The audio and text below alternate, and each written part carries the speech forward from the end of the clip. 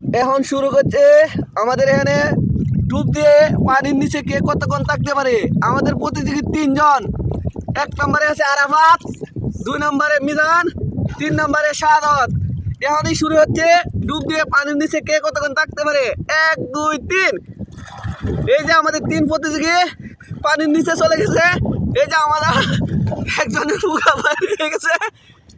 দেখা যাক কে কতক্ষণ থাকতে পারে।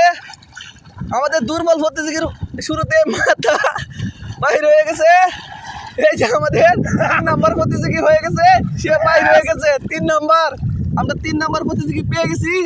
এখন আমাদের 2 জন প্রতিযোগী পানির নিচে আছে, যদিও একজন সম্পূর্ণ শরীর পানির উপরে, কিন্তু তার মুখটা নিচে। দেখা যাক আমাদের 2 জন প্রতিযোগী কতক্ষণ থাকতে পারে পানির। এই যে না, এটা তো হয় নাই। 2 জন একসাথে উঠে গেছে, আমরা 2 জনকে বিজয়ী ঘোষণা করছি। এই যে 1 1